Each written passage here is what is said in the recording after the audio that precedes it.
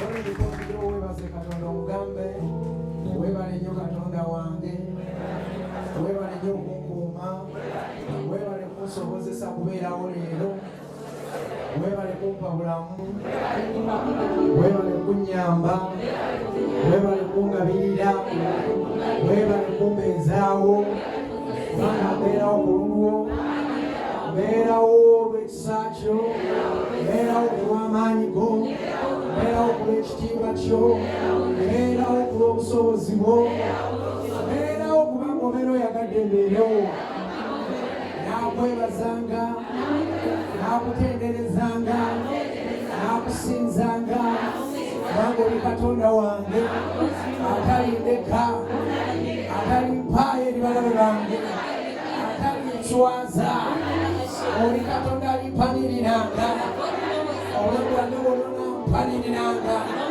onansobozesanga onannyambanga onampaniriranga mu mbeera yonna naakwebazanga obutalekeraawo naakuwaananga obutalekeraawo naakutenderezanga obutalekeraawo kubanga oli Katonda wange kubanga oli maanyi gange kubanga oli ansa yange awatali gwe sisobola kubeerawo awatali gwe sirina kyensobola awatali gwe sobola kuyimirira naye wendi olw'ekisa kyo wendi olw'amaanyi go wendi olw'ekitiibwa kyo era nkikakasa nti tolindeka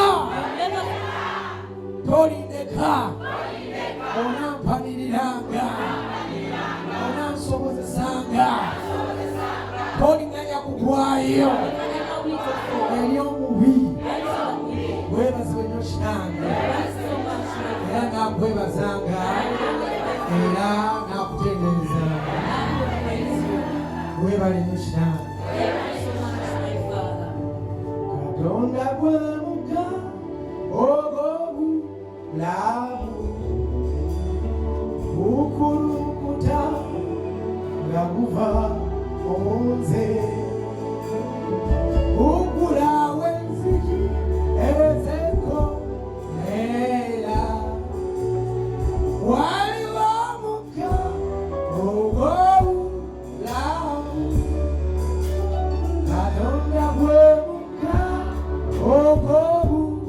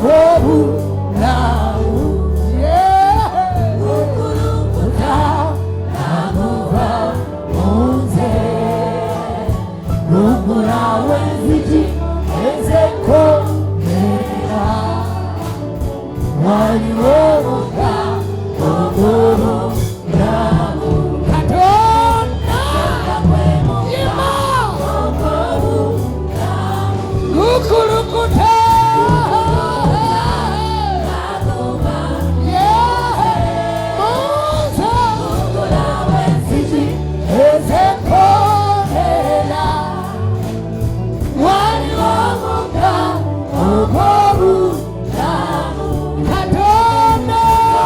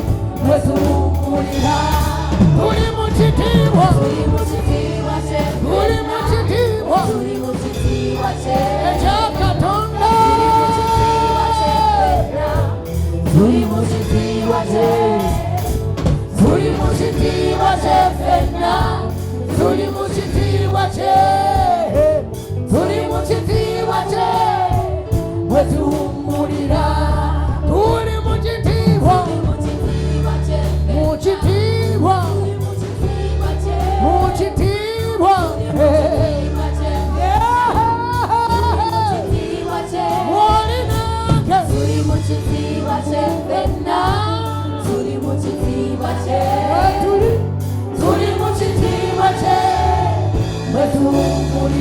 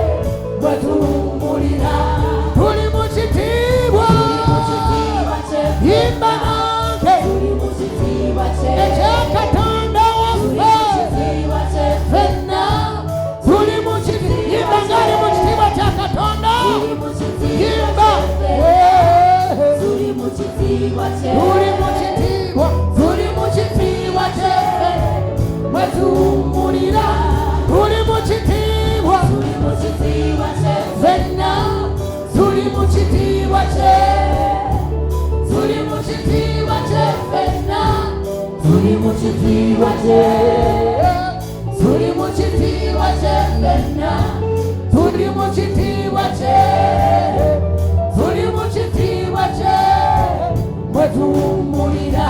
Turi mu kitiibwa, turi mu kitiibwa kye, turi mu kitiibwa, turi mu kitiibwa kye, yimba nange. turi mu kitiibwa kye ffenna, turi mu kitiibwa kye, turi mu kitiibwa kye ffenna, turi mu kitiibwa kye, turi mu kitiibwa kye, bwe tuwummulira.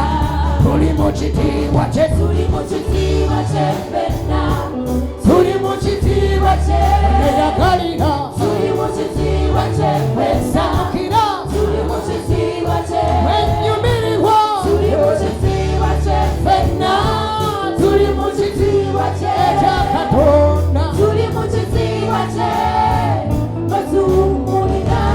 Turi mu kitiibwa, turi mu kitiibwa kye ffenna, turi mu kitiibwa kye, turi mu kitiibwa kye ffenna, turi mu kitiibwa kye, turi mu kitiibwa kye ffenna, turi mu kitiibwa kola mikono gyombi okiyimba. turi mu kitiibwa kye, bwe tuwummulira. Turi mu kitiibwa, turi mu kitiibwa kye ffenna, turi mu kitiibwa kye, turi mu kitiibwa kye ffenna, turi mu kitiibwa kye, turi mu kitiibwa kye ffenna, turi mu kitiibwa kye, turi mu kitiibwa kye, bwe tuwummulira. Turi mu kitiibwa kye, bwe tuwummulira. Wummulira mu kitiibwa kya Katonda, sanyukira mu kitiibwa kya Katonda, rejoice in the glory of God, tambulira mu kitiibwa kya Katonda, move through the glory of God, beera mu kitiibwa kya Katonda. abide in the glory of God. Kwe kubeera nga weegendereza omunyiiza It's for you to be careful but not annoying okola him, ebimusanyusa. and you do what pleases Kwe him. kubeera mu kitiibwa kye, It's for one to abide in his glory. kitegeeza nga omuwa ekitiibwa. It means that you Ng'oli mu respect kitiibwa God, kye, abiding in his ng'okakkalira mu glory. kitiibwa kye, You've come down before his otambulira mu glory. kitiibwa kye, You're moving through his nga glory, weegendereza. trying to be careful. Kutambulira mu kitiibwa kya Katonda. That is what it means to move Then in naye God's glory. ekitiibwa kye ne kitusaanikira ffenna, Then his glory covers up ne us tubeera all. balamu, Then we live tubeera baddembe, and we become free. tukulaakulana. We prosper. Tukulaakulana lwa kitiibwa We kye, prosper because of his glory. tukulaakulana lwa kubeera mu kitiibwa kye. We prosper through abiding Kale in beeranga his mu glory. kitiibwa kye, So always abide in tambuliranga his mu glory. kitiibwa kye, Move through his glory. weekuumirenga mu kitiibwa kye. And keep yourself in God's Essanyu glory. n'emirembe Peace and binaabeera joy naawe. will always be with you. Amaanyi n'ekitiibwa kye The power and his glory binaakubeerangamu. shall always abide in you. Kale beeranga mu kitiibwa kya So Katonda, always abide in God's glory era tambuliranga mu kitiibwa kya Katonda. and move through his glory. Weewalenga ebikwonoona okujja mu pulezensi ya kitaawo. Avoid the things that Weewalenga take you out ebikwonoona of God's okujja presence. mu pulezensi ya Katonda wo. Avoid the things that take you out of the presence of God. Weewalenga abakukyamya okujja mu pulezensi ya Always Katonda wo. avoid the people who mislead you to get Weewalenga you out of the emboozi presence boozi of God. ezikujja mu pulezensi ya Always Katonda. avoid the conversation that draw you out of the presence of your God. Weekuumirenga mu pulezensi ya Katonda wo. Keep yourself in the presence of your Mwe muli God. emirembe That is where peace is, era mwe muli essanyu and that is where era mwe muli joy ogenda is. mu maaso, It's where you're going forward. mwe is. muli buli kimu. It is where everything Kale is. weekuumirenga mu pulezensi So ya Katonda wo. always keep yourself in the presence of your God, ey'ekitiibwa kye. of His glory. Onaalabanga essanyu You'll always find joy, era oneeyagala. and you will enjoy yourself. Zijjawo amaziga mu maaso go And taking tears out of your face, ge waali kaabye. that you would shade. Katonda ajjawo amaziga mu maaso g'abantu God is removing tears out of people's abadde bagenda eyes. okukaaba The ones who are going to cry olw'ekintu ekimu. because of something. Katonda ajjawo amaziga God is removing the tears mu maaso gammwe. out of your eyes. Ndabye amaziga, I've seen ndabye abaali I've seen kaabye, people who would cry. naye Katonda ajjawo amaziga ago But God is removing mu the maaso tears gammwe. out of your eyes. Ajjawo amaziga ago He's removing mu those maaso tears gammwe. out of your eyes. ndabye amaziga I've seen tears. nempulya ekigambo And I heard a word. sigenda baganya kaaba. I'm not going to allow them to cry. Simanyi kyalibaddewo I don't know what would happen, naye ndabye amaziga mu kkanisa. but I've seen tears in the church. Naye Katonda agamba nzigyawo amaziga ago. But God says, I am removing the tears. Ndabye nga mukaaba I've seen you cry olw'ekyalibaddewo. because of what would happen. Ye amasigenda baganya kaaba. But He says, I am not going to allow you to cry. Gwakitegedde The one who has understood, oyagala kumanya kyali kaabiza ne sijja kigamba. you want to know what would make you cry, but I will not tell it to you. Naye gwe kyoba okkiriza nti waliwo amaziga Katonda g'abataasizza. Believe that God has saved you from certain tears. Waliwo ebiwoobe Katonda by'abataasizza. There are tears that God has Waliwo saved you. emilanga Katonda There are gy'abataasizza. applauses that God has saved you out of. Waliwo ekiyongobero Katonda ky'abataasizza. And there is a sorrow that God has saved you out of.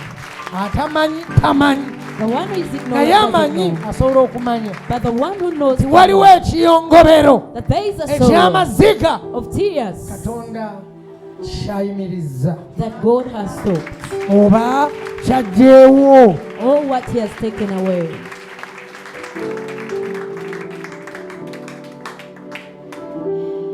Temugenda kaaba. You're not going to cry.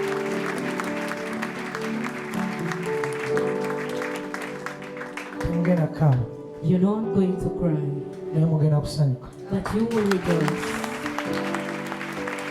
Bw'osanyuka Once you rejoice, tekitegeeza nti tewaliwo kikaabya it doesn't kyalibaddewo. mean that the thing that would cause you to cry will Era happen. weebazenga nnyo olw'essanyu And always give thanks for the joy. n'olw'olunaku oluziba nga towulidde mawulire mabi. And for the day that gets to even without hearing bad news. Weebazenga. Always give thanks. Ebikaabya nabyo bibeerawo mu lugendo. Because there are things that make a person to cry in the journey. N'olumu Katonda abiganya okubeerawo. But sometimes God allows them to be.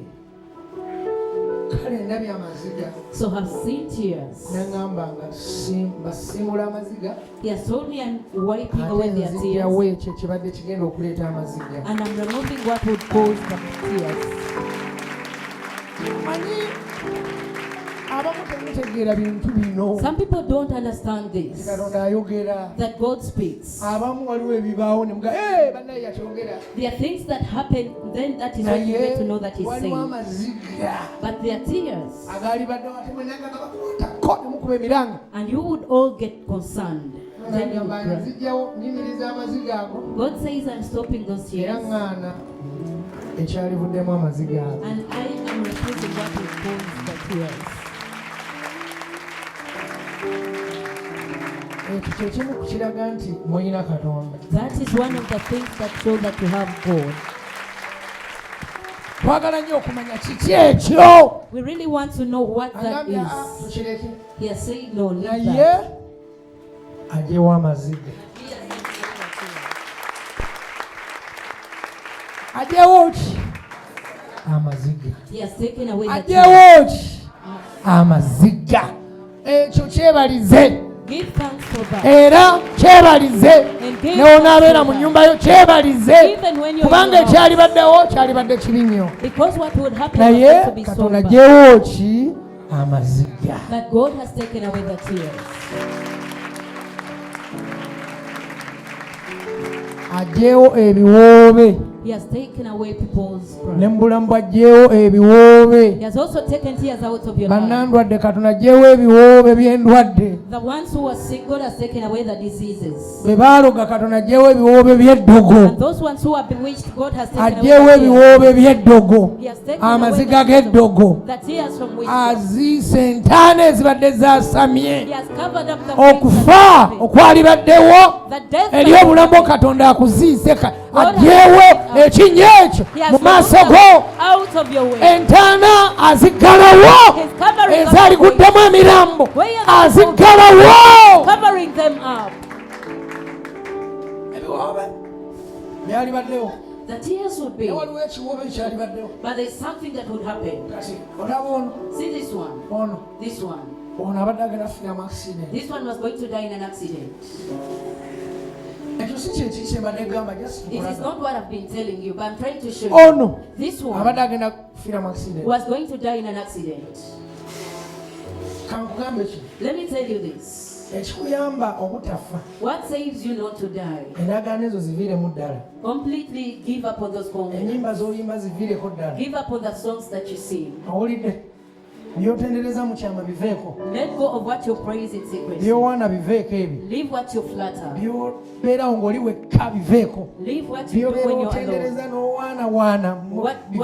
Leave what you praise when you're alone. Be on my side. The Illuminatis are deceiving you. Come behind me. You were going to die. I'm sure of this. She was not going to take 2 weeks.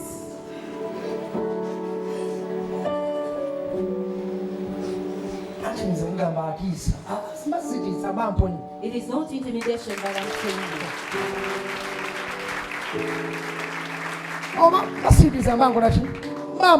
It is not intimidation but healing. I look at you like this and remove drama out of the ministry. Remove drama out of the church. You don't serve 2 gods but one. You know what I'm talking about? Though I don't want to go in depth because there is a big shame. So take the path that I've told you. I don't want the people to know the rest of the things because they've got rumors.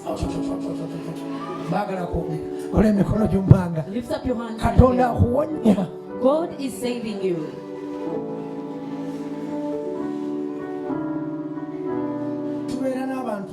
We always have people that the spirits captured them. Some of them are against us. Some want the others want the others to be badly off. You could be with a person you move that they are captured. They move behind you when they're biting you from behind. Katonda alina obutwa bwajja abantu mubiri sigamba butwa buno buli direct naye obutwa bw'emyoyo emibi abantu babasindikamu abantu bwe bakozesa balabuleko tunulira olyakulira bw'ati nakulemezamu amaanyi amabi bw'ati nakulemezaako eriiso amaaso g'abantu agamu gayitamu amaanyi amabi nga gagenda mu bantu abalala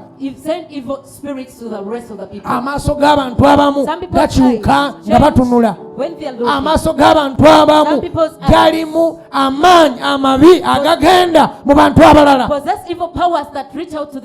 puliriza bulungi amaaso gano communication ontunulidde olaba nga bw'ontunulidde bwenti kati amaanyi gayita mu maaso g'abantu ogenda mu bantu abalala nga bw'ontunulira bwoti waliwo amaanyi agakuyingira okuva mu nzi ag'obwa Katonda kati waliwo oli mu nsi abaliko amaanyi nga bagayingiza bantu abalala okugayisa mu maaso gaabwe ekyo kiri common kati. That is very common now. Okanya kubeera na muntu ng'akutunula bw'ati akwekaliriza amaaso tatemya kumba alina by'asindika munda mu ggwe. Yet they are sending spirits into you.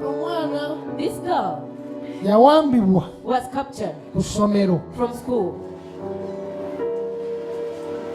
Alina banne be yali nabo The colleagues she was with abaamuyingiza mu gantu that inducted her into things.